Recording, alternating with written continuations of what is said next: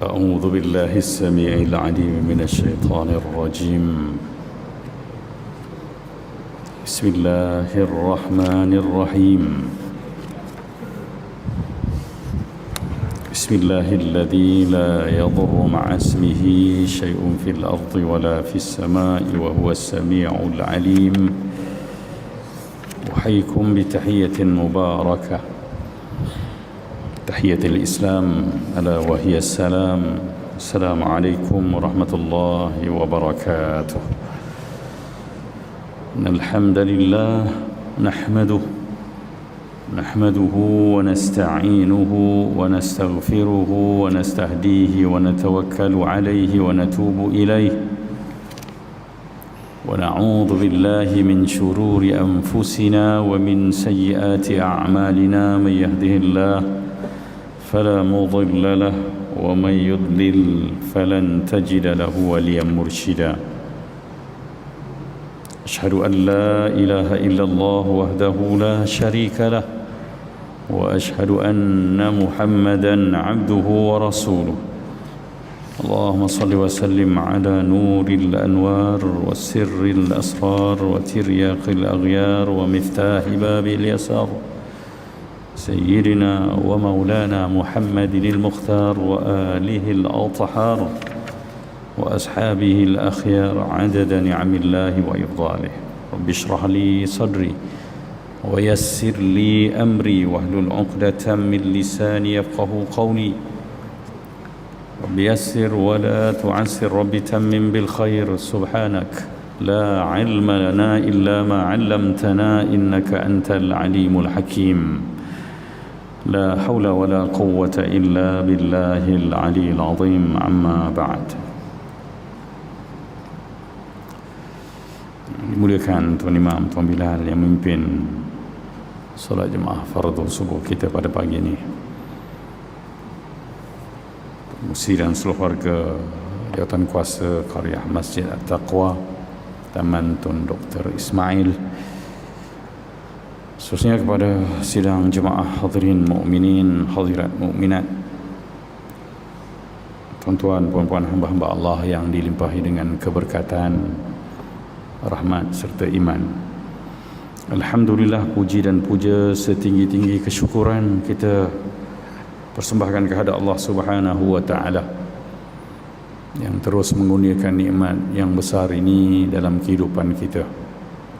Nikmat dapat bersolat, memperakukan Allah sebagai Tuhan dengan mempersembahkan rukun Islam yang kedua ini.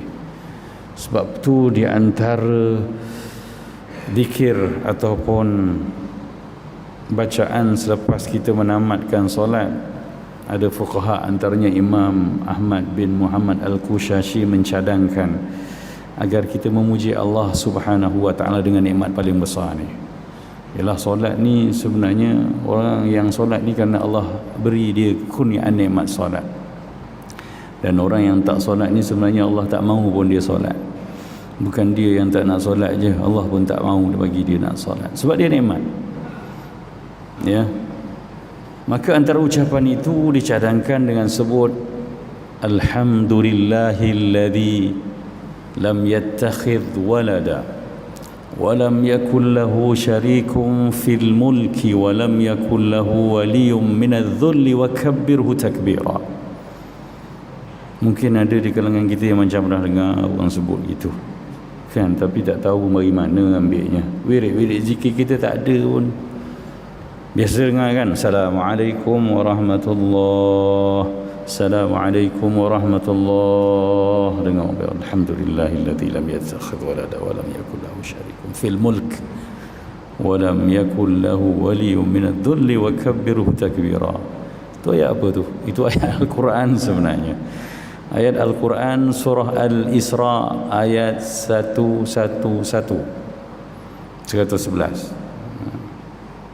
Jadi ayat ini dalam hadis Nabi pernah sebut ayatul izz.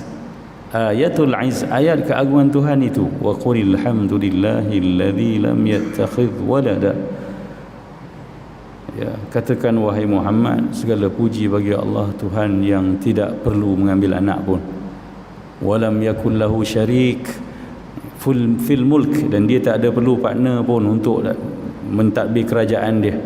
Walam yakul lahu syarikum fil mulk walam yakul lahu waliyyun minadh-dhull, dan dia tak perlu pembela pun untuk mengangkat dia daripada kehinaan. Wakabbirhu takbira, maka besarkanlah dia dengan sebesar-besar kebesaran. Dan itulah di antara potongan ayat yang kita selalu baca, Allahu akbaru kabira wakabbirhu takbira. Subhanallah. Jadi ini ayat pernyataan kesyukuran yang amat besar kita kepada Allah kerana Allah kurniakan nikmat besar ini. Dan ayat ini dicadangkan oleh mufti dua mazhab di kurun kurun ke-16 dulu, Syekh Ahmad bin Muhammad Al-Qushashi yang merupakan mufti Madinah untuk mazhab Asy-Syafi'iyah dan juga Malikiyah. Dan kita orang-orang Melayu yang tunaikan haji dulu memang mengamalkan zikir wirid kita, yang kita amalkan yang asal lah, yang tak ada pindaan, yang kita baca lepas subuh ni, ya, la ilaha illallah wahdahu la syarikalah, kemudian Allahumma ajirna minan nar, Allahumma anta, itu susunan dia, garapan daripada hadis-hadis, ya. Kerana ada setengah-setengah imam kita sekarang dah ikut hadis exactly, dia istighfar lepas sembahyang, astaghfirullah astaghfirullah astaghfirullah Allahumma anta salam. Kita buat juga Allahumma anta salam, cuma susunan tu ada keperluan kita dahulu dan kemudian kan, kerana syarat, antaranya syarat la ilaha illallah wahdahu la syarikalah ini, dia perlu kita duduk dalam duduk tahiyat lagi. Ada hadisnya. Jadi sebab itulah, ya, disusun begitu. Selawat dan salam untuk junjungan besar Nabi kita Muhammad ibnu Abdullah sallallahu alaihi wa alihi wa sahbihi wa baraka wasallam, Nabi yang kita harapkan nanti memberi syafaat buat kita.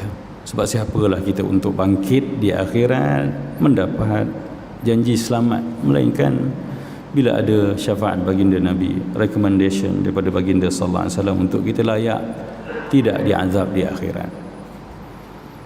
Alhamdulillah, puji dan syukur kita kepada Allah, pagi ini dapat kita bersama lagi. Hampir banyak kali juga saya absent, ialah kadang-kadang kena pergi kursus, ialah masih penjawat awam lagi, 7 minggu pun kadang-kadang ada program.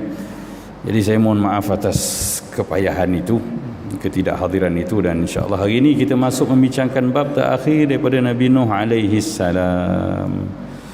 Ada dua perkara yang akan kita bincangkan pada pagi ini. Yang pertama tentang kebersamaan kita dengan Nabi Nuh ini dalam dua perkara, iaitu dalam hadis Nabi bahawa kita nanti akan menghadap Nabi Nuh di akhirat dalam dua keadaan. Pertama, ya, kita mohon Nabi Nuh bantu kita atas kapasiti bahawa dia Nabi Allah, Nabi Ulul Azmi, Nabi yang besar, Nabi yang hebat. Begitulah hebatnya umat Islam, begitulah mulianya kita sebagai umat Islam. Nabi-Nabi yang, ya, Allah sebut dalam Al-Quran, walaupun kita tidak pernah berjumpa, ya, melihat bersama, tapi kita imani.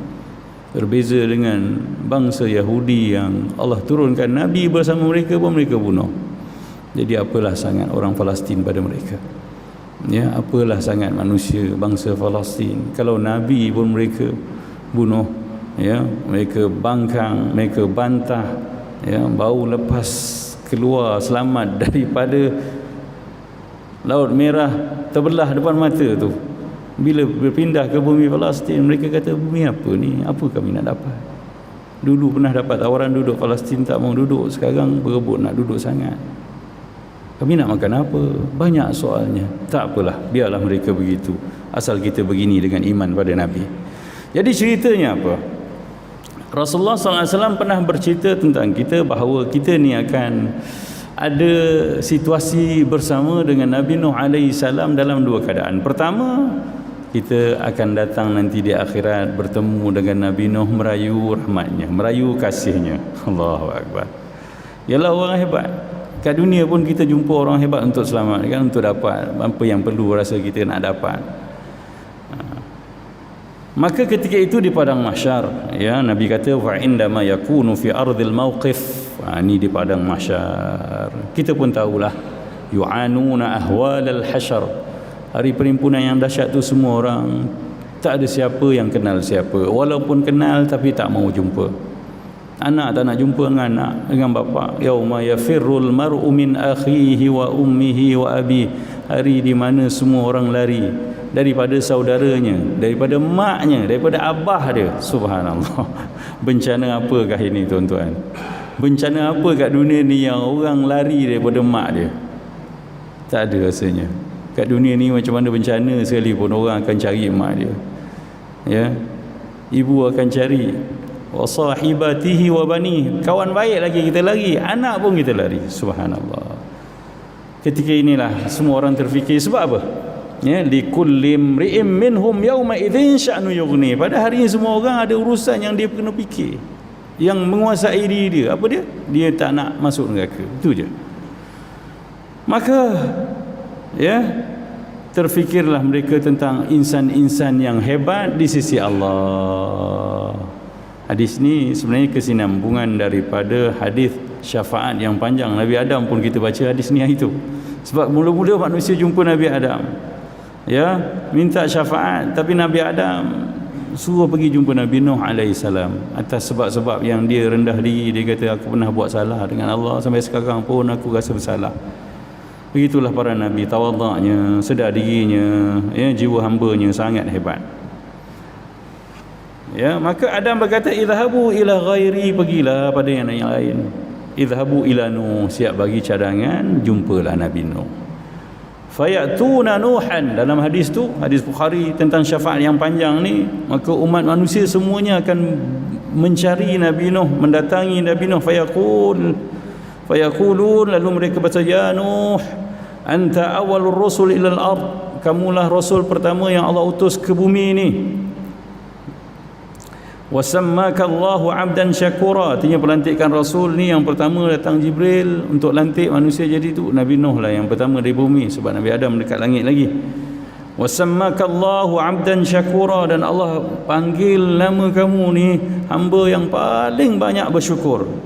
Ishfa' lana ila rabbik, berilah syafaat kami, bantulah kami di sisi Tuhanmu. Ala tara ma nahnu fi, kamu tak lihat ke apa keadaan kami sekarang? Ala tara ma qad balaghana, kamu tak nampak ke apa yang telah menimpa kami? Allahu akbar. Macam kena bencana tu, memang bencana lah. Begitu rupanya kita, watak-watak kita kat dunia ni sama macam kat akhirat. Artinya bila kita nak minta tolong kat orang, kita kena cakap elok-elok dan kita kena puji orang itu. Jadi benda ni kena kekal kat dunia. Kalau kita nak minta tolong orang, tolong hormat orang itu, tolong cakap baik-baik, sebutkan kebaikan dia. Sebab cerita akhirat pun begitu. Ya, engkau yang Allah panggil sebagai hamba yang sangat bersyukur, artinya kamu ni dekat dengan Allah. Begitulah. Ya, maka datanglah sebutan, tak nampak ke apa yang sedang menimpa kami? Sebab hari itu semua orang abus, mukanya kusut masai, ya, kusam, kesedihan.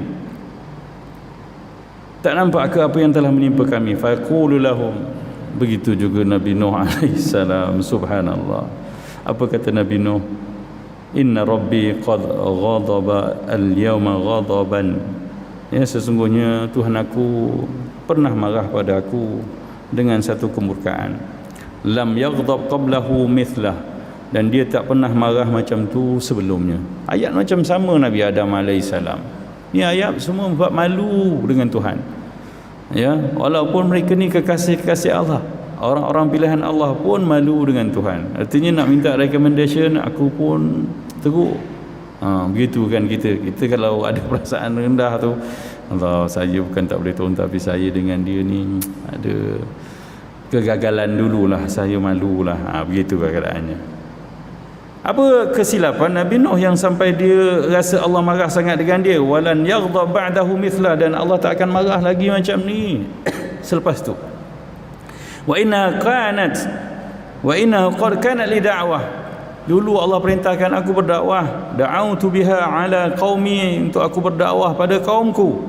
Nafsi nafsi, dia cerita dia tak mampu mengimankan semua kaum dia. Itu kesedihan dia. Di sisi Allah dia tak gagal, tapi dia rasa dia gagal. Ya, nafsi nafsi, hari ni aku je lah, diri aku je lah. Idhabu ila ghairi, idhabu ila Ibrahim, pergilah pada nabi lain. Cuba pergi pada Nabi Ibrahim. Subhanallah.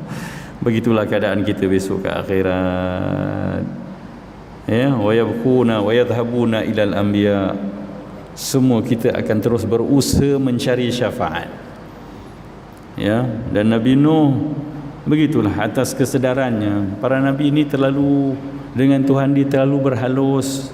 Ya, Allah tegur sekali pun cukup dah. Kan bila anak dia yang dia sedih tu, yalah anak dia tenggelam tu, dia sedih lah. Allah kata, ya, dia bukan dari keturunan kamu, dia bukan anak kamu, dia ya dah kentupan dia beramal dengan amal yang tidak baik, dia terus terima. Pun begitu dia rasa dia bersalah lagi. Jadi cerita ni pun kita tahu, hadis ni panjang, pergi Nabi Ibrahim, pergi Nabi Musa dan nabi-nabi yang lainnya, dan akhirnya hanya ketika kita dapat bertemu dengan Nabi kita Muhammad sallallahu alaihi wasallam, barulah Muhammad ibnu Abdullah ini memberi syafaat. Bercerita tentang syafaat ini, saya tertarik dengan hadis Nabi sallallahu alaihi wasallam. Sebenarnya saya tertarik dengan satu video doktor Palestin dekat satu kemah, ya, yang dia merawat orang-orang sakit, hospital kot, tapi hospital pun keadaannya daif. Ketika mana dia lihat seorang lelaki menangis, ya, menangis kerana sedih lah, anak dia mati, isteri dia mati, kena bom bau-bau ni lah. Tapi cara dia menegur saudara tu, dia dengan bersemangat, ya. Seorang doktor dia kata, kenapa nangis macam ni, kenapa perlu menangis macam ni, biarlah mereka dah pergi bertemu dengan Tuhan dengan keadaan tenang, mereka dah bahagia. Dan ingat, dia kata, siang yang mati kita ni akan beri syafaat pada kita 70 orang daripada ahli keluarga. Subhanallah, semangat. Artinya orang Palestin kat sana tak takut mati pun. Ya, apa yang dia cakap ni sebenarnya memang ada dalam satu hadis Nabi sallallahu alaihi wasallam tentang orang yang syahid. Ya, daripada Miqdam. Ini hadis riwayat Tirmizi. Ya, riwayat Imam Tirmizi. Apa kata Miqdam radhiyallahu anhu, dia dengar Rasulullah SAW bersabda, li syahid indallaha sittu hisal. Bagi orang yang mati syahid, ya, untuknya ada 6 peruntukan di sisi Allah Subhanahu wa taala. Kita kena ada maklumat ni tuan-tuan, supaya kita taklah sangat menangisi kematian orang-orang yang memang Allah pilih ni. Ya, atau kita pun mungkin boleh berani kalau berfikir tentang tawaran yang sebegini hebat. Pertama, yughfaru lahu fi awwalid duf'ah. Allah akan ampunkan semua dosanya di saat detik pertama dia mati. Satu, dosa kita banyak, jalan mudah mati syahid je lah. Semua pakat pergi Palestin je lah. Yang kedua, apa dia dapat? Wa yara maq'adahu minal jannah. Ketika kita mati tu, kita nampak dah tempat kita kat syurga. Sebab tu tersenyum. Ya, sebab tu mereka tersenyum. Sebab itu ada kan yang satu video lagi saya tengok tu, macam mana doktor-doktor yang itu semua tersenyum. Dia kata, Allah, bau harum satu kanopi ni, satu kemah ni semua harum. Allah muliakan mereka. Ialah sebagai orang Malaysia yang jauh ni, kita bersedih, berdoa, ya, tapi jangan lupa doakan agar mereka sabar dan redha. Itu lebih mahal. Sebab mereka kalau ikut realiti nak perang bersenjata ni dengan Israel ketika ini, kita tengok apa statistik ketenteraan ataupun peralatan peperangan, Iran pun tak boleh menandingi Israel sekarang, apatah lagi Hamas. Itu saja, hanya dengan bantuan Allah. Tapi yang lebih mahal, mereka dapat benda ni. Kenapa kita cerita benda ni? Sebab nanti kita sambung lagi. Yang kedua, yang ketiga, wayujaru min azabil qabr. Dan mereka ni akan disisihkan jauh daripada azab kubur. Tak ada dah, masuk kubur tu raudhatun min riyadil jannah dah. Yang keempat, wa ya'manu minal faza'il akbar. Dan dia akan diberi keamanan daripada kegawatan yang besar di padang mahsyar. Yang ketika mana orang lain ni sibuk cari Nabi, dia tak ada, dia senyum, relax, ya, ada tempat khas dah. Teruk tuan-tuan padang mahsyar ni, teruk. Kalau tak teruk, kenapa kita merayu semua orang? Habis Nabi semua kita cari, dan nak jumpa satu Nabi dengan satu Nabi bukannya senang. Tapi orang yang mati syahid, subhanallah, Allah beri keamanan dah. Ini satu kemuliaan sebab apa? Mereka benar berjaya menjual diri untuk Allah Subhanahu wa taala. Wa yudha'u ala ra'sihi tajul waqar. Ya, dan di atas kepalanya ada apa? Tanjak ataupun mahkota daripada al-yaqut. Ya, minha khairun minad dunya wa fiha. Permata yakut yang sebijinya pun lebih baik pada dunia dan segala seisinya, nilai dia. Dia dapat mahkota yang sangat hebat, tuan-tuan. Ya. Itu tak apalah yang dia dapat. Wa yuzawwal 72 zawjatan minal hurul ain, dan akan diperisterikan dengan 72 bidadari daripada bidadari syurga yang kulitnya umpama sutera. Sebab tu dia panggil hurun. Hur ni sutera, dan mata bermata jeli, maksudnya mata yang cantik, indah, menawan. Tak apa, itu yang kelima. Yang keenam, yang terakhir ni yang paling mahal. Wa yushaffa' fi 70 min aqaribih, dan dia akan beri syafaat 70 orang daripada keluarganya. Kenapa peruntukan ini disebut? Salah satu sebabnya sebab orang yang masuk syurga dia lupa semua yang lain. Orang masuk syurga, dia minta apa pun dapatkan. Tapi kenapa dia tak minta adik-beradik dia, kakak dia, abang dia masuk syurga? Tapi dia tak minta abah dia masuk syurga. Dia lupa. Sebab nikmat tu melupakan dia sebabnya. Sebab tu ada peruntukan khas. Allah jamin siapa yang syahid dia tak lupa. Dia lupa pun tak apa. Ada peruntukan memang 70 orang. Subhanallah. Sebab tu mereka, yalah, mereka ni memandang dunia sebagai dunia.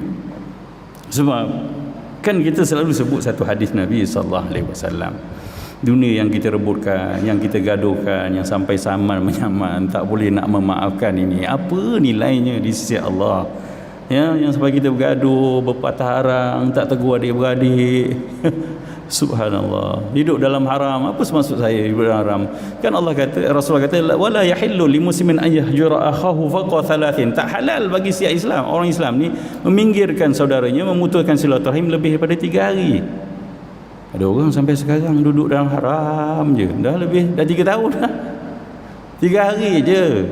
Yalah, bengang, panas hati, tak puas hati, marah, 3 hari je lah. Lepas tu okey lah, dia yang salah, Ustaz.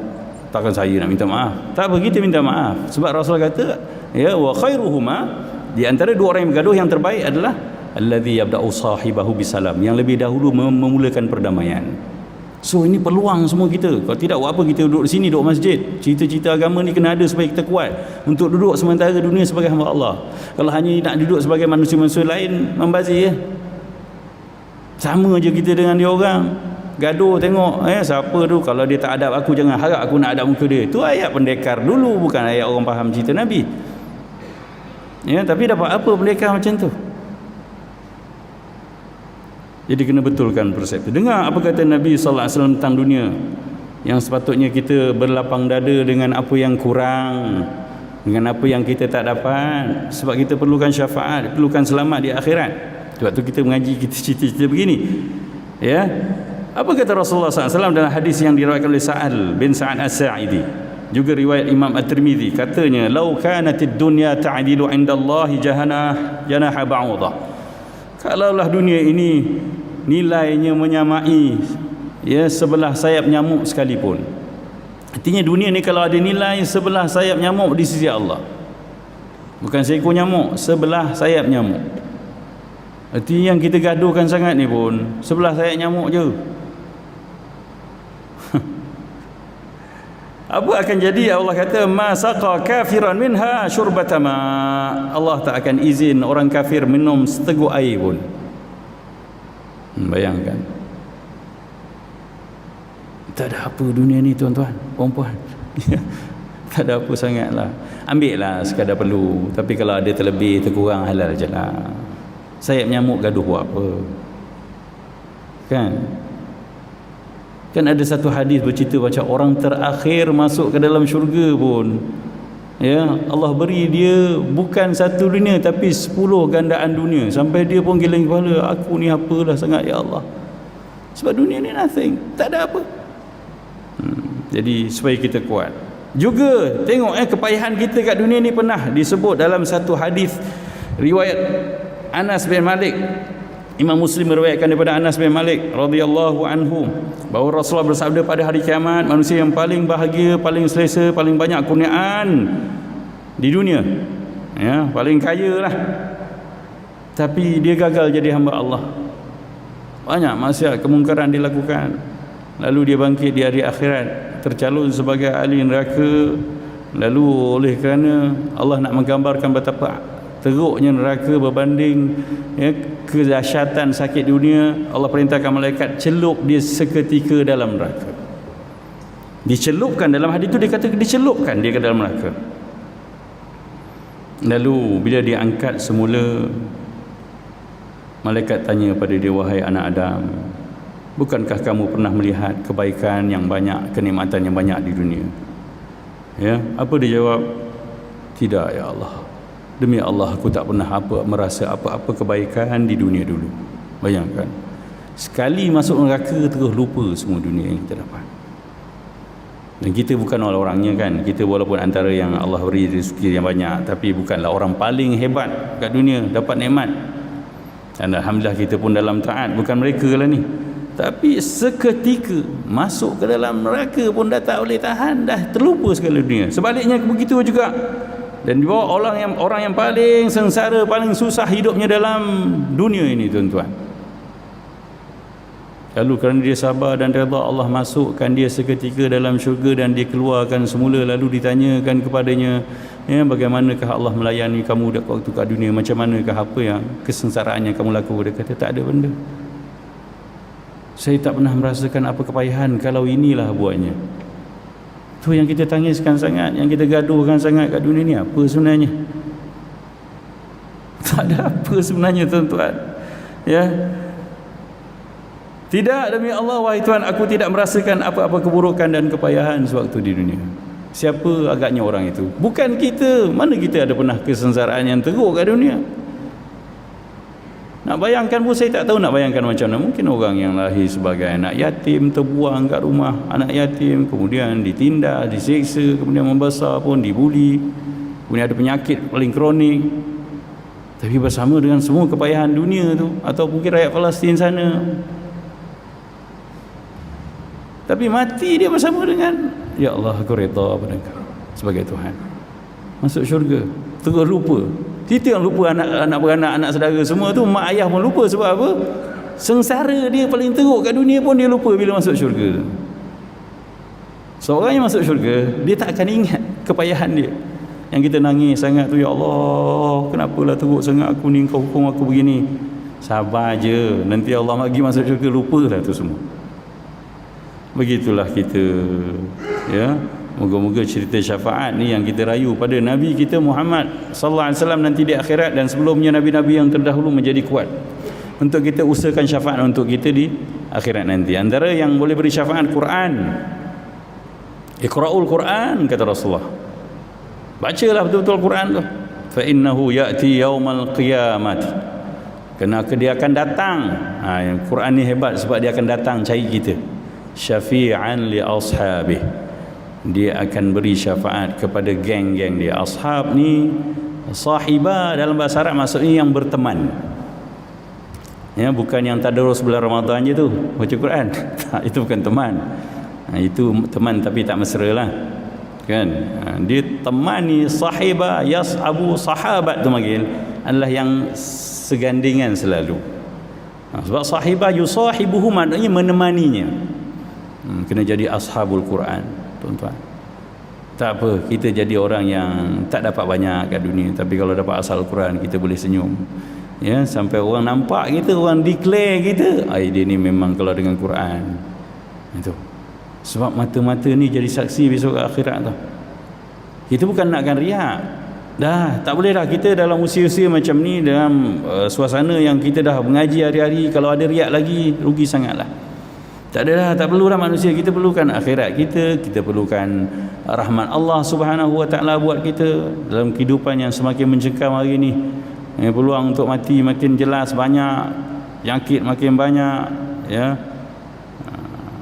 Kezaliman makin meluas, tidak puas hati makin merebak. Jadi kita kena banyaklah berusaha untuk menjamin selamat kita di akhirat. Itulah cerita hebat ya tentang syafaat. Dan kita memang kita realize, terpaksa mengaku dengan apa adanya kita hari ini, untuk dapat ampunan Allah, untuk tak layak ke neraka, untuk layak ke syurga, susah tuan-tuan. Imam Syafi'i pun sampai merayu, ilahi lastulil firdausi ahla. Dia pun kata, ya Allah, aku tak layak untuk syurga engkau. Tapi masalahnya, ya Allah, wala aqwa 'ala naril jahim, aku tak mampunya. Ya, neraka ni tuan-tuan, kerana terlalu besar azabnya. Ya, cerita api neraka ni adalah gandaan 7. Satu hari Rasulullah pernah buat unggun api untuk masak makanan ketika musafir dengan sahabat. Rasulullah kata, api yang kita gunakan seluruh dunia ni hanya 1/70 daripada api neraka. Tak mampu kita. 70 gandaan lagi. Dan sebab itulah orang-orang yang masuk ke neraka dalam hadis sebut, dia punya kulit pun ditebalkan sehingga perjalanan 3 hari 3 malam. Besar. Gigi dia pun ya setinggi gunung Uhud, besar. Sebab kalau masuk dengan fizikal yang saiz ini, tak rasa apa, lenyap terus. Macam gula masuk dalam air, hilang terus. Tak boleh. Allah nak kita ni tersiksa nanti dalam neraka, maka Allah besarkan orang-orang neraka ni. Wal'iyadu billah, liyadhuqul azab, kata Allah, betul, supaya mereka betul-betul azab. Jadi kita tak mampu. Jadi oleh kerana tak mampu, kita kena carilah apa-apa yang boleh bantu kita ya di akhirat. Antaranya yang paling janji besarnya Nabi kita Muhammad sallallahu alaihi wasallam. Ya, kena banyakkan selawat supaya Rasulullah kenal kita. Fa inna salatakum ma'rudatun alayya. Selawat kita ni dibentangkan di hadapan Nabi. Siapa selawat sebenarnya dia memperkenalkan wajah-wajah dia sebagai umat baginda sallallahu alaihi wasallam. Dan sebab itu ada satu peruntukan khas yang kita mohon agar Allah kekalkan peruntukan syafaat untuk Rasulullah, iaitu doa selepas azan. Tolong baca betul-betul, tolong hafal, jangan bohong. Apa maksud saya jangan bohong? Banyak lepas azan la ilaha illallah dia 3 saat je bang baca tu. Dia cara dia lepas habis la ilaha, kan hari-hari kita dengar azan, kita pun dah kat masjid. Sampai bila kita nak bohong macam tu? Malaikat tengok je tu, dia kata, dah abang buat macam ni, la ilaha illallah, la ilaha illallah. Doa tu panjang ya, dekat 10 saat tu. Pertama habis la ilaha illallah, kita kena sebut la ilaha illallah Muhammadur Rasulullah SAW. Kemudian selawat pada Nabi ya, Allahumma salli ala Muhammad wa ala ali Muhammad, tu paling kurang. Kemudian baru doa. Doa tu lagi kecil kita dengar kat TV, cuma barisnya kadang-kadang sikit lagi kalau kita tak ngejah, tak tengok dia punya tulisan dia. Tengoklah kat Google tu kejap. Apa kita doa tu? Allahumma rabba hadhihi ad-da'wati tamah, wahai Tuhan yang telah mensyariatkan seruan azan ini. Ini pun macam terjemahan dalam radio sama je, tapi yang ni nak bagi perasaan ya. Ati sayyidana Muhammadan lil wasilata wa fadilah, itu yang paling mahal. Ati sayyidana, berikan, datangkan untuk penghulu kami ni, pemimpin kami ni ya. Ati sayyidana Muhammadanil wasilata wal fadilah. Wasilah ni, wal fadilah dan kelebihan. Wasilah ni pengantara yang Allah janjikan, iaitu syafaat lah tu ya. Wa ba'athu maqaman mahmudanil ladzi wa'ata, dan bangkitkan dia di tempat terpuji yang kau janjikan tu, supaya dia dilihat dan dinampak untuk umatnya, agar mereka dapat bernaung dengan syafaat al-wasilah tadi. Jadi doa ni kena doa sungguh-sungguh ya, supaya kita layak mendapat syafaat besok di akhirat ya. Kena tengoklah balik, tak apa, lepas azan je buka handphone tengok, Allahumma rabba hadhihi ad-da'wati tamah was-salatil qa'imah ati sayyidana Muhammadanil wasilata wal fadilah wasyarafa wad darajatal 'aliyata ar-rafi'ah. Itu kemuliaan dan darjat yang tinggi yang engkau angkat. Wa ba'athul maqaman mahmudanil ladzi wa'adta, bangkitkan dia di tempat puji yang kau janji. Innaka la tukhliful mi'ad, sungguhnya kau tak mungkiri janji. Bau raut muka. Memang ambil 10 saat bang. Jadi janganlah buat 3 saat kemudian raut muka. Memang bukan dia lah doa tu, bohong lah tu. Cukup-cukup lah gitu. Perlu doa ya. Dah kita memang dekat masjid kan, dah dengar azan. Jadi tolong doa untuk syafaat itu. Itu perkara pertama.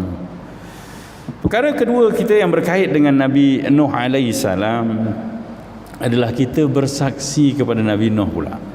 Baiknya umat Muhammad ni, bukan saja mereka memperakui Nabi, mengikut Nabi, ya, kita ni bila Nabi kata sami'na wa ata'na ghufranaka rabbana wa ilaikal masir, kami taat, kami patuh, ya, yang penting kami dapat ampunanmu ya Allah.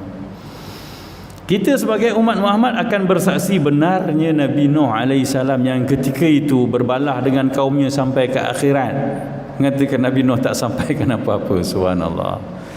Itu perangai ahli neraka, ya, perangai orang buat kaki buat dosa, ya, tanpa beroleh ampunan Allah, sampai dekat neraka pun berbalah. Sebab tu kalau kita tinggalkan jurat-jurat yang tak solat, yang tak jaga syariat, besok dia gaduh dengan kita ke akhirat. Tu mak aku tu sedap nak masuk syurga, pergi masjid seorang-seorang, aku tak sembahyang pun tak pernah tegur. Tu masalahnya, ya. Begitulah nasib Nabi Nuh alaihi salam, ya. Dia dah sampaikan risalah 950 tahun pun kaum dia kata dia tak buat apa-apa. Subhanallah. Imam Al-Bukhari meriwayatkan daripada Abi Sa'id Al-Khudri bahawa Rasulullah sallallahu alaihi wasallam bersabda, yaji'u Nuhun wa ummatuh, ya, datanglah Nabi Nuh dan umatnya, fayaqulullahu lahu, lalu Allah bertanya kepada Nabi Nuh. Allah, kita kadang-kadang gambarkan Allah dengan Nabi pun kira sangat ke?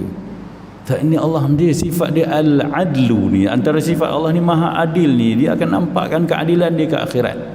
Jadi semua orang kena dibicarakan, hebat macam mana pun Allahu Akbar akan dibicarakan. Allah tanya pada Nabi, hal ballaghta, kamu dah sampaikan, ya, risalah ni? Fayaqulu Nuh na'am ay Rabb, ya Allah, aku dah sampaikan. Ya, itu je jawapan yang boleh pun, kan? Tak boleh lah kita cakap, alah, takkan kau tak tahu, aku 950 tahun, engkau pun tahu ya Allah. Tu cakap orang, ya, macam kita. Tapi senang je jawapan Nabi Nuh, ya, aku dah sampaikan wahai Tuhan.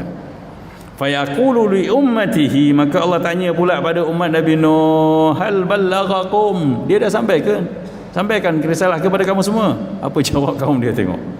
Fayaqulun la, ya, mereka jawab tak ada, mana ada.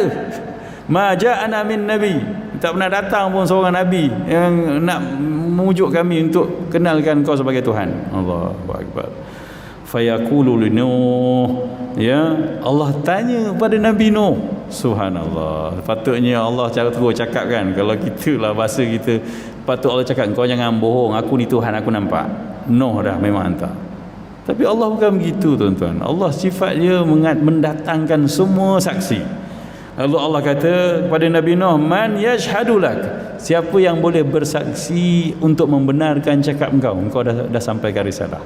Oh, benar, tuan-tuan. Jangan main-main, ya. Subhanallah. Inilah kehebatan Tuhan kita yang maha adil. Fayaqulu, ya, lalu Nabi Nuh jawab spontan, Muhammad sallallahu alaihi wasallam wa ummatuhu, Muhammad dan umatnya akan sokong aku, beri saksi pada aku. Allahu Akbar. Begitu yakinnya Nabi Nuh alaihi salam, sebab dia tahu Nabi yang terakhir ni umatnya ramai dan cerita-cerita dia orang semua dalam, ya, rangkuman dan maklumat kita. Itu dalam Al-Quran ada surah Nuh, kan? Ya, surah Nuh, inna arsalna Nuhan ila qaumi. Itu Allah beritahu sesungguhnya pasti kami dah utuskan Nuh kepada kaumnya. An anzir qaumaka min qabli an yatiyahum adzabun syadid, untuk beri peringatan pada kaumnya sebelum datang azab yang sangat pedih. Dan Rasulullah SAW mengulas tentang kenapa jawapan Nabi Nuh begitu yakin, kerana Allah Subhanahu Wa Taala pun begitu menyebut, wa kadzalika ja'alnakum ummatan wasatan litakunu syuhada'a 'alan nas wa yakuna ar-rasulu 'alaikum syahida. Demikianlah kami jadikan kamu umat Muhammad ni umat wasat, umat yang paling, apa kita kata, ya, tenang, mengadili. Begitu keadaannya, mengimbangi satu benda dengan betul. Wasat ni tengah lah. Kita tak ekstrim, kita tak macam Yahudi yang tak ada pertimbangan langsung. Begitu. litakunu syuhada'a 'alan nas, untuk kamu semua jadi saksi, syuhada 'alan nas, atas semua manusia. Tak kira nabi, orang biasa semua, ke akhirat kita yang akan mengadili. Sebab neraca kita umat Muhammad neraca yang paling tepat, mengimbang diri dengan rasional yang sangat baik. Dan kemudian Allah beritahu wa yakunur rasul, dan kemudian nabi ni, rasul ini Muhammad ni, alaikum syahida, akan bersaksi ke atas kebenaran kamu. Begitulah, ya, kita ni umat yang adil. Adil artinya meletakkan satu pada tempatnya. Orang Palestin pun adil, nak ambil balik tanah dia. Nabi pernah sebut dalam satu hadis, man mata duna malihi fahuwa syahid, siapa yang mati kerana mempertahankan hartanya pun mati syahid. Ya kan, orang nak rompak, kita pertahan rumah kita, ya, mati syahid, tuan-tuan. Sebab kita tak membenarkan kemungkaran, kezaliman berlangsung dengan begitu selesa, maka kita mempertahankan harta tu dikira syahid. Ni mempertahankan tanah air. Suruh halau pergi utara, selatan kosongkan. Untuk apa? Ya, untuk Yahudi berkuasa lah, tapi mereka pertahankan. Mati syahid lah semua tu. Maka dapatlah 6 perkara yang dijanjikan oleh Rasulullah SAW tadi, yang paling hebat. Kalau kita sedara mara mereka, Allah, 70 orang ramai. Walaupun tak merangkumi semua, tapi ramai. Ya, kalau kita rapat dengan dia sebelum dia mati, alhamdulillah. Tapi kaum kerabat lah. Begitulah. Qala alaihi salatu wassalam fayad'un, lalu Allah panggil umat Muhammad. Allah, macam tu sekali proses ke akhirat ni. Fayashhaduna lahum bil balagh, lalu umat Muhammad bersaksi, menyaksikan, bersaksi benar bahawa Nabi Nuh telah pun menyampaikan. Thumma ashhadu alaikum, kemudian Rasulullah kata, kemudian aku pula bersaksi ke atas kebenaran kenyataan kamu semua. Subhanallah. Begitulah rupanya kalau tengok dalam hadis An-Nasa'i, bukan sahaja Nabi Nuh, semua para nabi didustakan oleh kaumnya yang ingkar. Maka kitalah yang akan jadi, ya, orang yang menentukan kebenaran para nabi, bersaksi benar. Sebab tu dalam kehidupan kita ni Allah adili kita semua dengan saksi. Ya, antaranya besok ke akhirat semua orang berbohong balik, yang kaki bohong akan bohong juga. Dan Allah pastikan dia orang bohong mesti kantoi. Antaranya Allah sebut dalam surah Qaf, ma yalfidhu min qaulin illa ladaihi raqibun atid. Tidak ada yang terlafaz daripada mulut kita melainkan ada raqib dan atid. Mana ada saya cakap lain. Tak ada raqib atid catat. Yang keduanya akan bersaksi lagi kat dunia, kat akhirat nanti apa dia? Ya, bumi yang kita berpijak ni bersaksi. Jangan main-main tuan-tuan. Tak ada kata lain clear. Ruang ni clear, lain clear, tak ada. Yauma idzin tuhadditsu akhbaraha. Bisa dengar ayat ni kan? Macam mana dengar kat mana tu? Tu idza zulzilatil ardu zilzalaha, bila dah berlaku kiamat, goncang habis, hancur semua. Wa akhrajatil ardu athqalaha. Ya, Allah, bumi ni menghamburkan semua isi kandungannya. Qala al insanu ma laha, manusia bertanya, benda apa ni?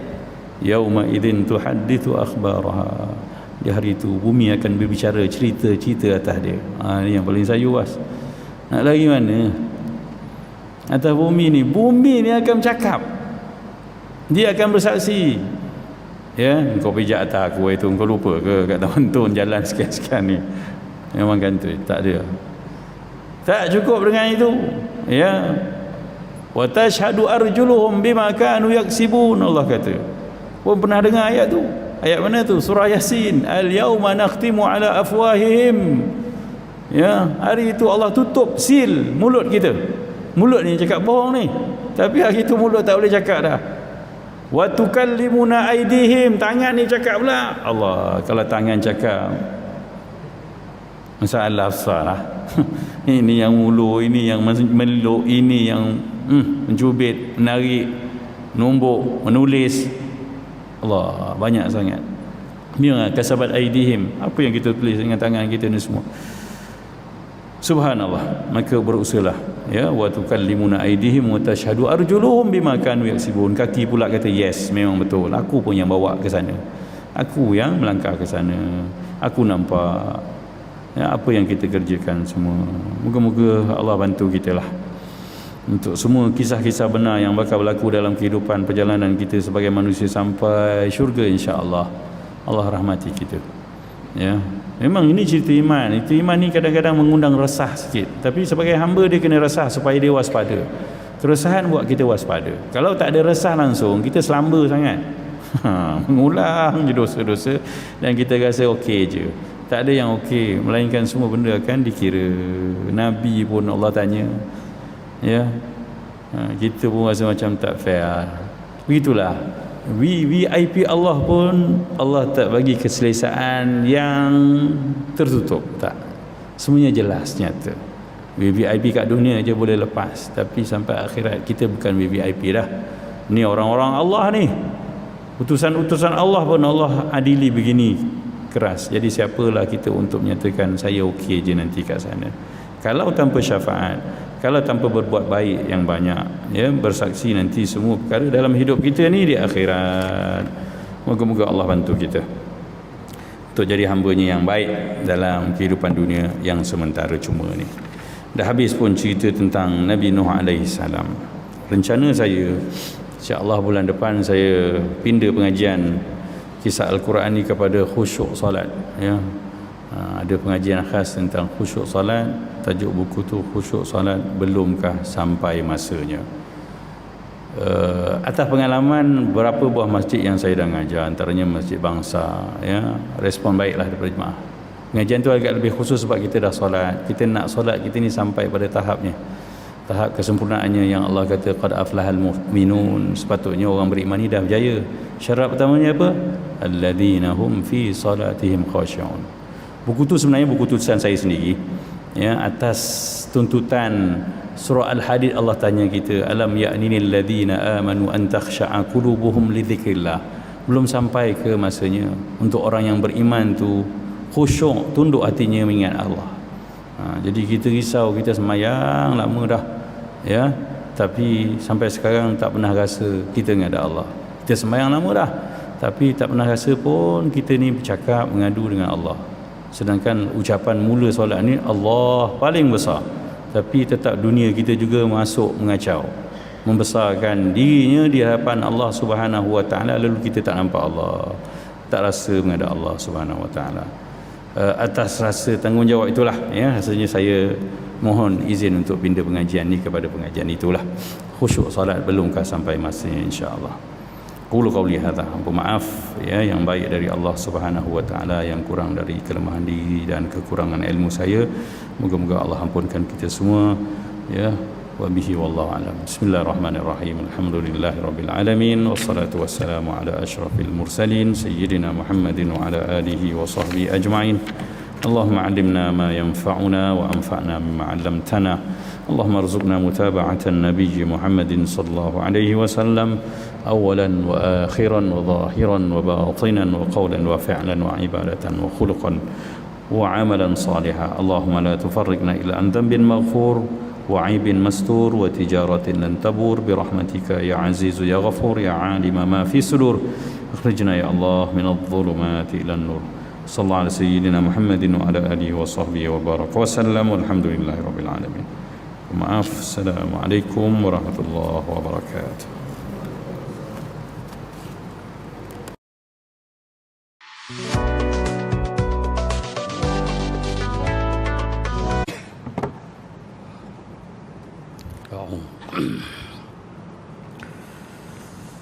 أعوذ بالله السميع العليم من الشيطان الرجيم.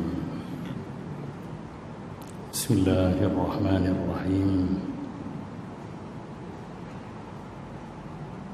بسم الله الذي لا يضر مع اسمه شيء في الأرض ولا في السماء وهو السميع العليم. أحييكم بتحية مباركة. السلام عليكم ورحمة الله وبركاته.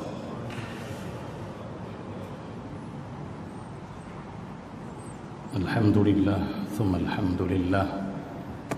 الحمد لله الذي بنعمته تتم الصالحات وبفضله تتنزل الخيرات والبركات وبتوفيقه تتحقق المقاصد والغايات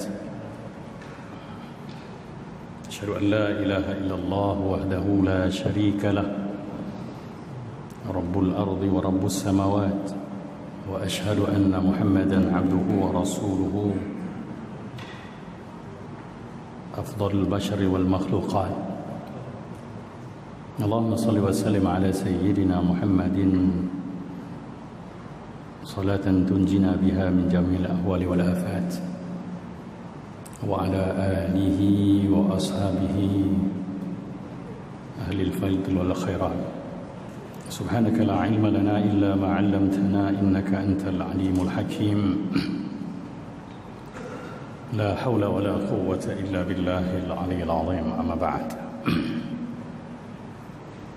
barisan Tuan Kuasa Hariah Masjid At-Taqwa Taman Tun Dr. Ismail, tugas-tugas dan pengimarah masjid, sohnya sidang hadirin mukminin, sidang jemaah solat Jumaat 8 Safar 1445 Hijriah berbetulan 25 Ogos 2023 Miladiyah. Hadirin yang berbahagia, sidang jemaah yang dikasihi, alhamdulillah setelah pun berada di sini, moga-moga beradanya kita di sini dengan niat iktikaf. Sebab setiap kita, Nabi kata wa innama likulli imri'in ma nawa, setiap orang tu dia dapat apa yang dia niat. Iktikaf ni adalah niat berhenti untuk ingat Allah di rumah Allah. Dan biasanya siapa yang tak niat, dia akan buat benda yang tidak mengingatkan dia pada Allah, pada ruang yang sangat eksklusif ni. Sebab tu kita dianjurkan agar memulakan niat iktikaf sebaik masuk ke dalam masjid. Sampai ada perbahasan mana dulu yang patut buat, niat iktikaf dulu ke tahiyatul masjid. Subhanallah. Jadi sebelum kita sambung bincangan, siapa yang belum niat iktikaf, dia niatlah. Nawaitul i'tikaf, aku berniat i'tikaf. Maksudnya aku niat berhenti duduk kat sini untuk ingat Allah, untuk ibadah pada Allah fi hadzal masjid, dalam ruang masjid ini lillahi ta'ala. Kalau tidak nanti masih handphone kita, masih dengan dunia luar kita. Sayang, ini je ruang yang ada pun untuk kita betul-betul ingat Allah Subhanahu wa ta'ala. Maka berbalik pada perbincangan tadi, maka ulama mentarjihkan bahawa berniat iktikaf itu sepatutnya didahulukan sebelum kita tahiyatul masjid. Sebab apa? Bila mana telah ada 4 rukun iktikaf ni, dah boleh kita niat. Pertama, ya, orang yang perbuatan masuk ke dalam masjid, tidak masuk ni dah boleh. Kedua, mesti ada perbuatan berhenti. Bila nak solat, tentulah dah berhenti. Tengah berjalan takbiratul ihram, patutnya solat dulu. Tapi sebab dah berlaku syarat yang diperlukan untuk niat iktikaf, dah boleh. Sebab iktikaf tu maksudnya berhenti untuk ingat Allah. Dan ketiganya, perbuatan iktikaf dan orang yang beriktikaf. Yang keempatnya, jadi semua dah ada syarat, tak apalah. Ya, kalaupun kita yang selalu melazimi niat iktikaf selepas habis sembahyang tahiyatul masjid, okey sahaja. Tapi lebih baik kalau kita lihat apa yang Rasulullah pesan dalam hadis yang selalu kita huraikan, wa innama likulli imri'in ma nawa, si orang tu dapat apa yang dia niatkan. Maka siapa niat awal, dia dapat pahala awal iktikaf. Dan yang paling malam dah masuk dalam masjid pun masih tak niat iktikaf. Lalu berlakulah apa yang patutnya tak berlaku, tapi selalu berlaku apa? Sampai masjid pun sembang, cari kawan-kawan, duduk balik tiang. Ini perbuatan yang sangat tak sesuai, ya, pada pertemuan kita pada hari Jumaat saban minggu, tuan-tuan. Berubahlah untuk jadi hamba Allah. Dan di ruang ni je pun kita yang betul-betul ingat Allah. Peruntukkan, apa salahnya datang awal baca surah Kahfi? Tak apalah, tak habis, ya, semua ayatnya hari ni dapat separuh, dapat suku pun minggu depan sambung lagi. Kan? Quran bukan mesti dikhatamkan, tapi mesti dibaca. Ada orang baca laju, dia habis lah. Tak habis, kita baca minggu depan gitu. Tapi janganlah buat benda-benda yang tak ada, menampakkan gaya i'tikaf kita pada hari-hari yang diberi ganjaran sebanyak unta, lembu, kambing, ayam, telur dan sebagainya. Dan ada orang yang dah sampai masjid, tapi kalau dia tidak ada ingatan pada Allah, walaupun patutnya dapat pahala unta, tak dapat juga. Salawat dan salam buat baginda Rasulullah sallallahu alaihi wasallam, Nabi yang menyebut tentang betapa besarnya hari Jumaat. Dan Nabi kata, banyakkanlah berselawat padaku pada hari itu, iaitu hari Jumaat. Fa inna salatakum ma'rudatun alayya. Kerana selawat-selawat kamu ni akan dibentangkan di hadapan kamu. Sahabat tanya, mana mungkin? Ya, selawat dan salam itu, ya, kamu boleh tahu Allah kembalikan roh Nabi kita Muhammad sallallahu alaihi wasallam untuk menjawab setiap salam umatnya pada hari Jumaat. Allahu akbar. Sebenarnya selawat yang kita sebutkan selalu, khususnya pada hari Jumaat yang sunat kita perbanyakkan, dia satu proses besar dalam kehidupan umat-umat. Apa dia? Sebenarnya selawat kita ni nak memperkenalkan wajah kita pada Nabi sallallahu alaihi wasallam. Ya. Ya, kat dunia ni kita tak perlu Nabi.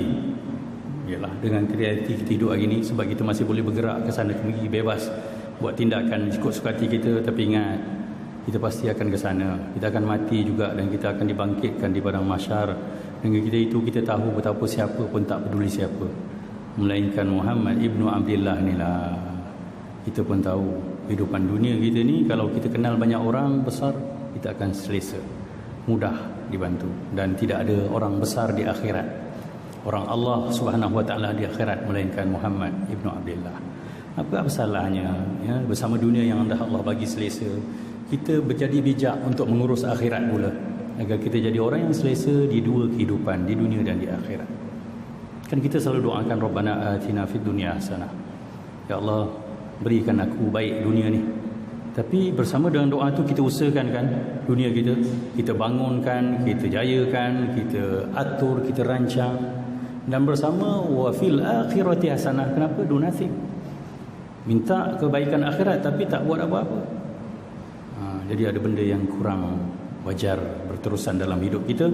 Kalau sampai hari Jumaat kedatangan kita pun masih leka, masih sibuk dengan urusan dunia, sedangkan kita ada akhirat yang perlu kita pergi ke sana dengan berbekal. Hadirin solat Jumaat yang berbahagia, sidang jemaah yang dikasihi, ruang tazkirah Jumaat hari ini ada perkara yang saya rasa nak bercerita, benda yang berada di sekitar kita je. Saya nak petik satu hadis Nabi sallallahu alaihi wasallam untuk jadi ingatan kita bersama. Hadis ini diriwayatkan oleh Imam At-Tabrani dalam Mu'jam Al-Awsat.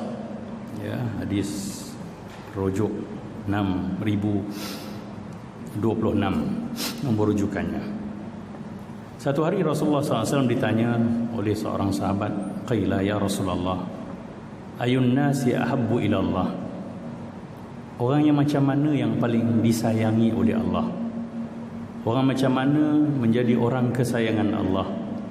Wa ayyul a'mal ahabbu ila Allah azza wa jalla? Dan apakah amalan yang paling dicintai oleh Allah Subhanahu wa taala?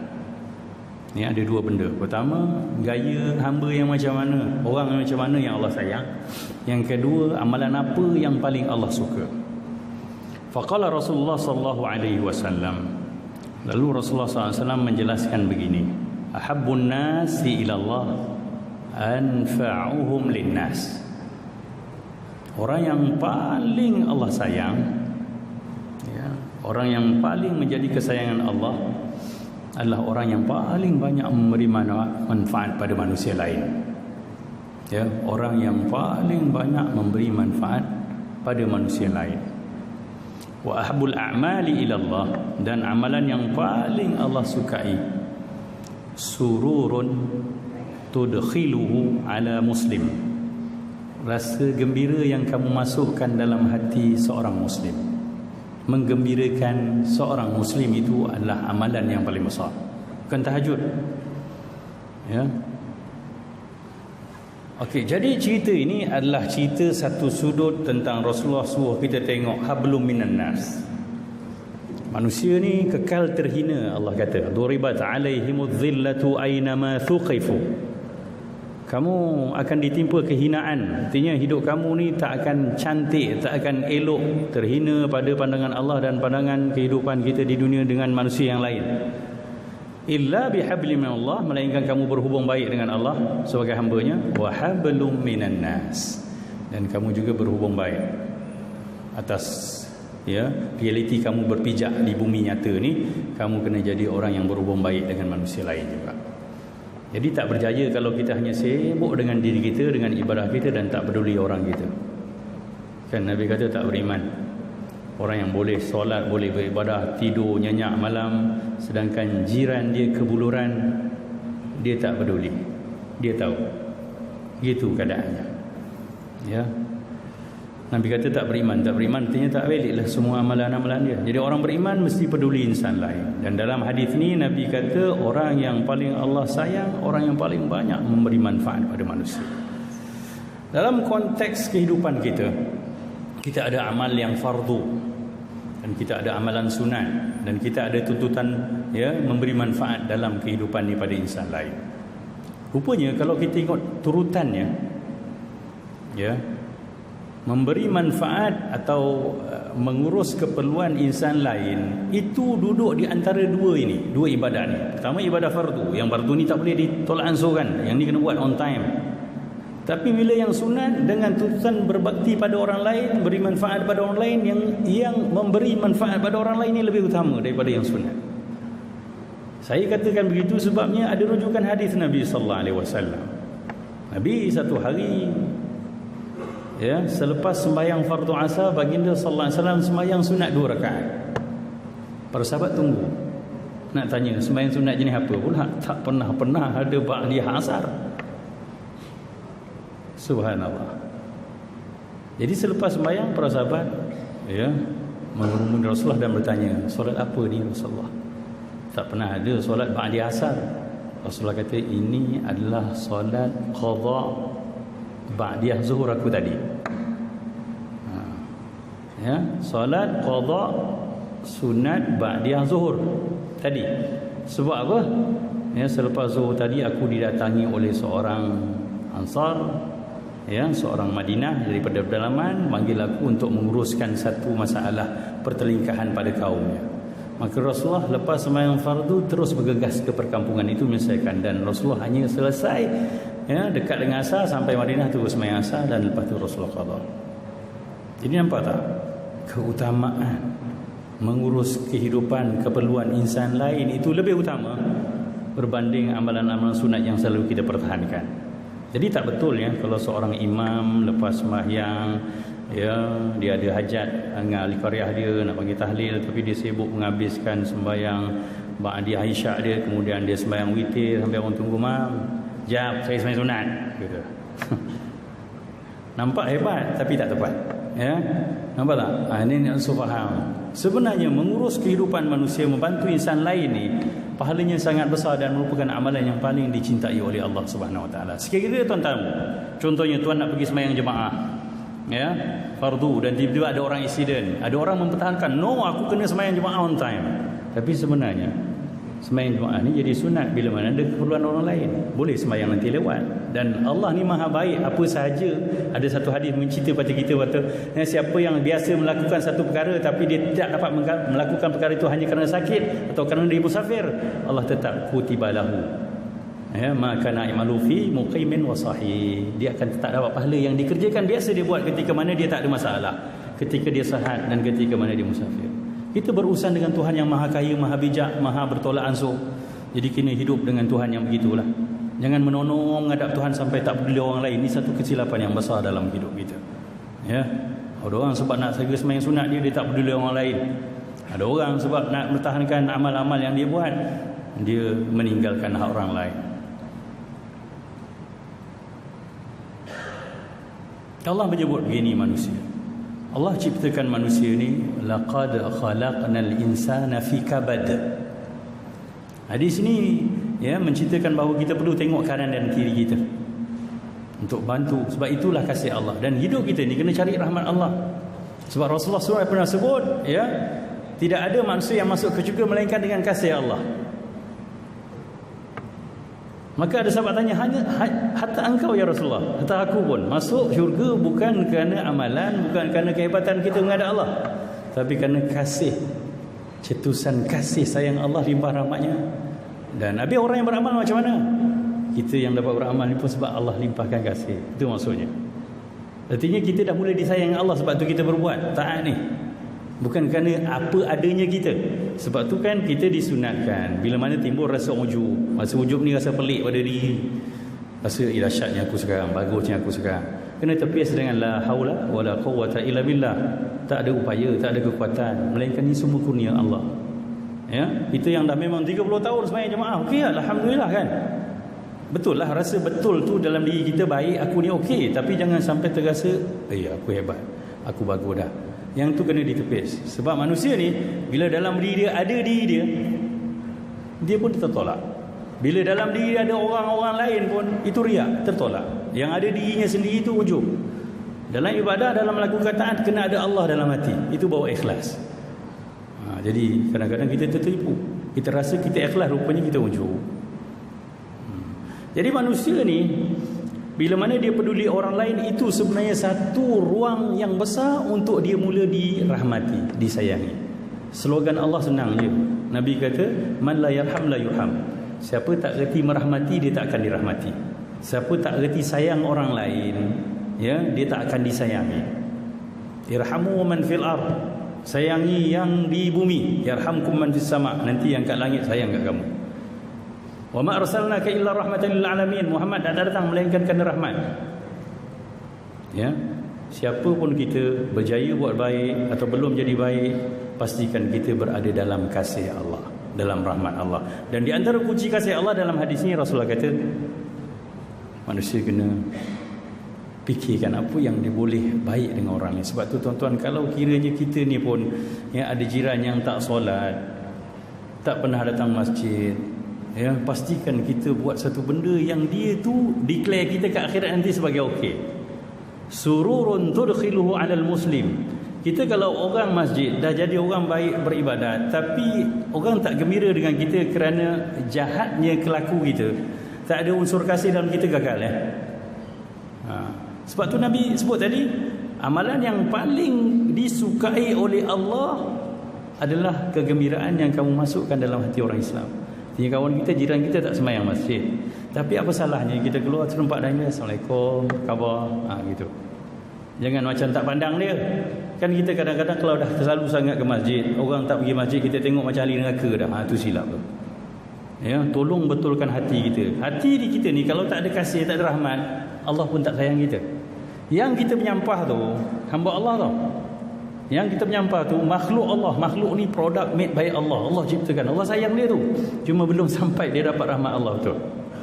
Jadi jangan rugi. Alang-alang kita dah berada di jalan yang baik, biar jalan yang baik itu dengan cara yang betul, dengan nilai yang betul, dengan rasa hati yang betul. Allah mensyariatkan agama kita begini, ya, agama ni dibina dengan kasih. Kerana apa? Manusia ni dia hidup dalam keresahan, dan ada orang yang hidup dalam keresahan, dia tak nampak jalan kasih Allah untuk dia pulang. Apatah lagi bila mana dilayan dengan cara tidak dikasihi. Orang yang tak sembahyang, tuan-tuan pandang dia macam neraka, tak nak tegur dia. Memang sampai bila dia tak akan dapat rahmat Allah? Tapi kalau kita pandang dengan kasih, ya, tak payah ajak sembahyang pun, Assalamualaikum, apa khabar? Ya, di masjid jam, kita cakap gitu. Orang jalan dulu bang di masjid. Itulah bang kasih. Itulah keindahan. Itulah kehebatan. Nanti kalau kita mati pun, walaupun dia tak sembahyang, dia kata jiran aku tu bagus. Kan? Pasal tak ada orang Melayu. Ada orang Melayu bila mana mati jenazah, sebelum jalan tiba-tiba langgar kata apa kita kata pada jenazah ni baik. Apa kita kata pada jenazah ni baik, baik. Itu daripada hadis. Sebab siapa yang orang declare dia sebagai orang baik, majoritinya, ya, tapi bukan buat-buat, itu skrip. Artinya perakuan orang mengatakan dia baik, maka dia akan diterima sebagai baik. Tapi walaupun kita nampak baik, tapi di hati-hati manusia kita tak baik, kita gagal juga untuk diterima sebagai orang kesayangan Allah Subhanahu wa taala. Dia sebenarnya apa keperluan ni? Keperluan ni sebab manusia ni diciptakan, Allah kata laqad khalaqnal insana fi kabad. Manusia ni diciptakan dalam realitinya kabad, keluh kesah, menggelabah, resah, gelisah, tu manusia tu. Ya, bersama dengan keresah, gelisah, keluh kesah, semua benda tak jadi, tak sudah ni, kita hanya boleh dibantu dengan kasih mengasihi. Kita akan nampak jalan kebaikan bila mana rasa disayangi. Nampak tak? Ada orang kembali kepada kebaikan kenapa?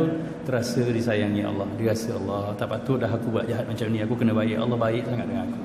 Itulah agama kita. Sebab tu, ya, slogan kedatangan Muhammad sebagai apa? Sebagai rahmat. Wa ma arsalnaka illa rahmatan lil alamin.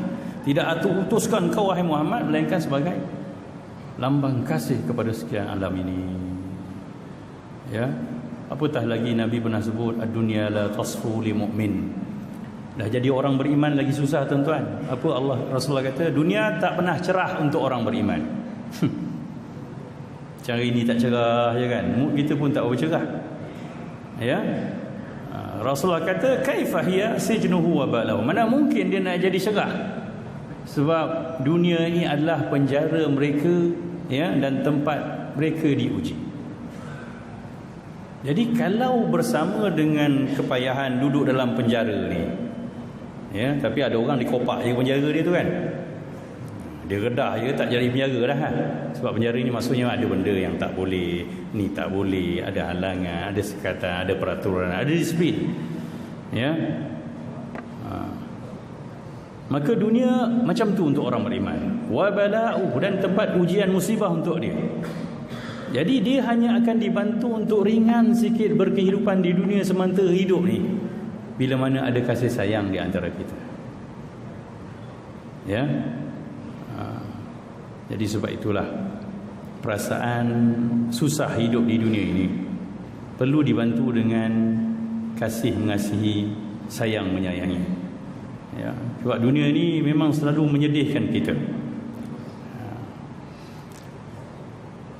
Apa dia kelebihan amalan yang disukai oleh Allah Subhanahu wa taala ni? Iaitu amalan menggembirakan hati orang lain. Ya. Pertama sekali, mungkin kita tak tahu bahawa menggembirakan orang lain dijanjikan keampunan dosa. Pelik Kita gembirakan kawan kita mungkin hanya dengan semangkuk teh ais yang kita bayar tadi. Bang, asal tu saya 3 kali. Dia gembira tak? Confirm dia gembira. Selamat duit aku. Walaupun RM2, walaupun RM5. Jadi carilah ruang yang boleh buat orang tersenyum dalam hidup kita, sebab ada janji keampunan dosa. Dosa kita banyak tuan-tuan. Dosa kita banyak. Jadi antara cara proaktif untuk penghapusan dosa ni, gembirakan insan lain. Ini Nabi SAW menyebut, ya, inna min mujibatil maghfirah, sesungguhnya di antara perkara yang mewajibkan confirm dapat keampunan Tuhan ni, idkhalu sururi ala akhika, memasukkan rasa gembira dalam hati saudara kamu. Ya, jadi jangan pandang enteng. Kadang-kadang bagi orang gembira ni bukan susah pun.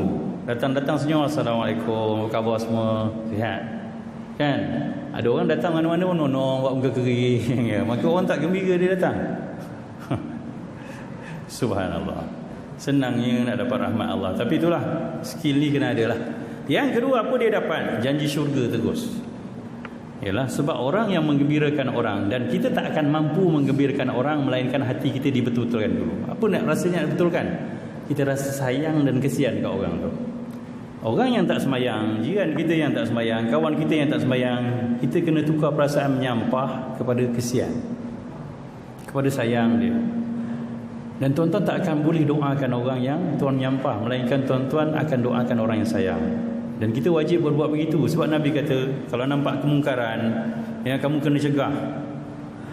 Tak semayang ni mungkar tuan-tuan, tak semayang ni maksiat. Tapi ialah orang kita membezakan antara maksiat dengan tak solat. Sebenarnya maksiat paling besar tak solat lah.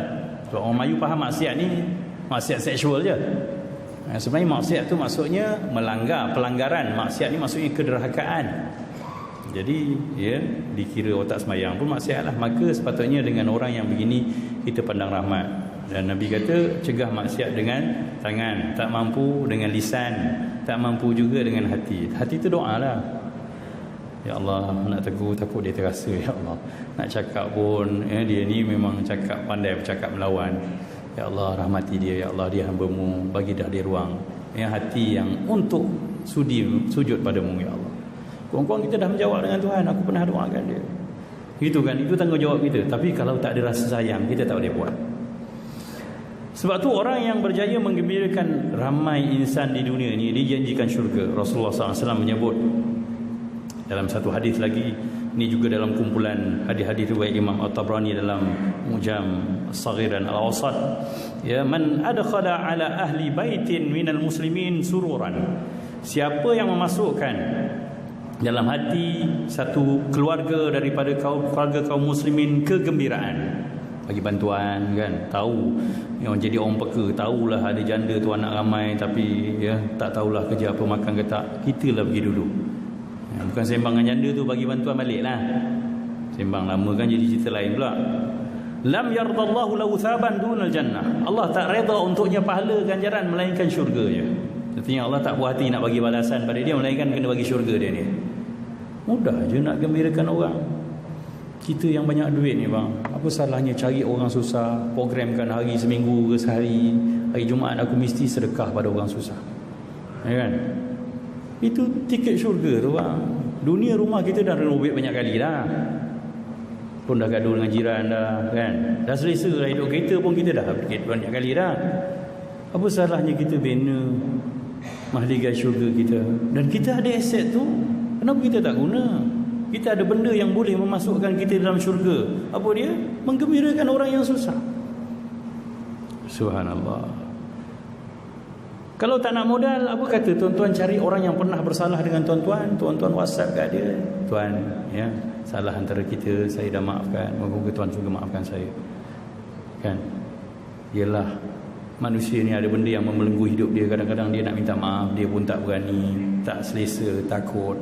Apa kita jadi pemudah cara dan buat dia tersenyum? Itu tiket syurga kita rupanya. Yang ketiga, ni yang saya ulas tadi, ya, dia merupakan amalan yang lebih afdal daripada amalan yang lain selepas mana amalan fardu. Sebab tu ya, memberi manfaat pada orang lain, menggembirakan insan lain ini lebih besar daripada amalan-amalan sunat kita. Inna ahabbul a'mali ilallah ba'dal faraid idkhal surah al-muslim. Sesungguhnya amalan yang paling dicintai oleh Allah Subhanahu wa taala selepas amalan fardu adalah menggembirakan hati orang-orang Islam.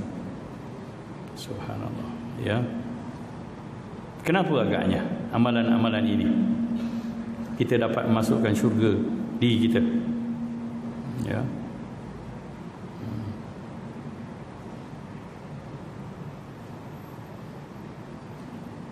Jadi kerana ini semua adalah perkara-perkara yang mengundang kasih Allah. Sebenarnya makhluk Allah ataupun hamba-hamba Allah yang belum dirahmati itu, yang kita tengok ya, tak sembahyang lagi, yang rezekinya sempit, mereka itu adalah makhluk-makhluk Allah, ciptaan Allah. Sebab tu bayangkan ada hadis yang cerita, kita pun tahu popular sangat, ya, orang yang kaki maksiat tu tapi hanya kerana dia kesian tengok anjing yang terjelir di pigi telaga tu, dia turun telaga balik, ya, masukkan air dalam kasut, capal dia tu apalah sangat, bagi anjing tu minum, dan kerana itu je dia masuk syurga. Tu itu anjing bang, habis jiran kita tu, kawan kita apek tu, aci sebelah rumah kita tu, ayah je lah bagi senyum kat dia. Cik penat ke cik? Tegur dia, bagi dia senyum, kan? Artinya caring dalam agama kita ni penting. Ambil tahu, ya, manis rupa, kita kena buat lah. Benda tu tak modal sangat. Okey, bentuk-bentuk apa yang boleh kita lakukan untuk menggembirakan orang lain. Pertama sekali, senyumlah, senyum. Senyum ni akan membuka ruang selesa untuk orang berinteraksi dengan kita. Apa ketat, tak pernah senyum, dia bukan satu kehebatan, satu kerugian, tuan-tuan. Senyum pahalanya sedekah. Sebab apa? Sedekah ni dalam bahasa Arab asalnya maksudnya sedekah, benar. Senyum tu dia benar sebab apa? Dalam hati kita selesa pada orang yang kita hadap. Sebab tu dapat pahala sedekah, sebab tu dapat pahala benar, pahala iman. Ya. Bukan pahala sedekah dapat duit tu, tapi sedekah pada orang, ya. Jangan sedekah kat tabung. Tabung isi duit. Kalau sedekah kat tabung itu bukan sedekah. Senyum kat tabung tu, kadang-kadang tabung ataupun haji nanti lalu bawa tu, kita pun senyum kat tu. Kenapa?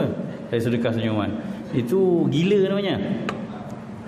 Sebab tu Nabi bagi kaitan, tabassumuka fi wajhi akhika, senyuman kamu pada wajah saudara kamu. Senyum kat dinding tak sedekah, senyum kat tabung tak sedekah, itu sinting. Bukan sedekah. Tengok balik, ada orang buat lawak, tabung lalu dia senyum. Masuk masjid ada tabung kat depan, dia senyum dulu. Kenapa bang? Sedekah. No, sedekah hanya untuk muka orang. Okey, tengok apa kata Jabir radhiyallahu anhu tentang baginda Nabi sallallahu alaihi wasallam. Apa dia kata? Ma ra'ani Rasulullah sallallahu alaihi wasallam mundu aslamtu illa tabassam fi wajhi. Rasulullah tak pernah tengok aku selepas aku masuk Islam, melainkan dia akan senyum pada aku. Allahu akbar. Macam mana Rasulullah yang hidup banyak pressure, banyak orang dengki dajal dia, tapi tak jumpa sahabat dia senyum. Kita buat ni, ya, senyum kat isteri kita. Yalah, kadang-kadang ada benda yang tak puas hati balik rumah tu kan, tapi senyum dulu, cakap elok-elok. Itu lebih memudah carakan hidup kita lah sebenarnya. Tapi skill ni kena dibuat, kena dilakonkan. Saya pujuk, sebenarnya akhlak dalam Islam ni dia kena dilakonkan dulu, kena praktis. Sebab Nabi pujuk kita begitu, innamal ilmu bita'allum, ilmu ni hanya didapati dengan belajar. Wa innamal hilmu, dan kelembutan, kemesraan itu hanya diperoleh dengan bitahallum, dengan melakonkan. Gaya senyum kat orang, walaupun muka ketat tak pernah senyum kan. Yalah, kali pertama abang senyum kat orang akan pegang dahi kau. Kau kenapa? Demam ke apa? Kau nak meninggal ke apa kan? Tak apalah, dah kali pertama nak ngejas. Takkan kita nak kekal jadi orang-orang yang ketat, rugi hidup bang. Sebab Nabi SAW tidak pernah melihat para sahabat melainkan senyum. Tak ada masalah ke ada. Macam itulah Nabi kita Muhammad SAW. Itu yang pertama, ya. Cara mudah untuk dapat pahala ganjaran besar ini, menggembirakan orang ni, dengan senyum. Yang kedua, ya, beri hadiah. Ni kita malas sikit lah. Sebab Nabi kata tahadu tahabbu, ya, kamu saling beri hadiah, kamu akan berkasih sayang. Sebab tu kita dulu kalau balik kampung, perasan tak, mak kita ziarah orang sebelah mesti bawa buah tangan. Ya, tak ada duit pun belilah 5 kilo ke 2 kilo, pergilah ziarah. Kita hari ni gamak pergi rumah mana orang tak bawa apa-apa, padahal duit ada. Silap tu bang. Ya, mudah-mudahkan. Sedekah kita tu akan menggembirakan dan akan membuktikan bahawa kita ni, ya, perhatian dengan apa yang Nabi sallallahu alaihi wasallam. Min afdhalil amali idkhal sur'al mu'min taqdi anhu dainan wa qadi lahu hajah wa tanafasu anhu qurbah. Okay. Jadi saya tutup dengan terjemahan hadis ni. Amalan yang paling besar pahalanya di sisi Allah adalah masukkan kegembiraan dalam hati mukmin, ya, kamu tunaikan hajatnya dan kamu selesaikan, lunaskan hutangnya, dan kamu lepaskan kepayahan dalam hidupnya. Moga-moga kita dapat sedikit manfaat daripada peringatan tazkirah hari ini. Qul qouli hadza wa astaghfirullahal azim. Ampun maaf. Assalamualaikum warahmatullahi wabarakatuh.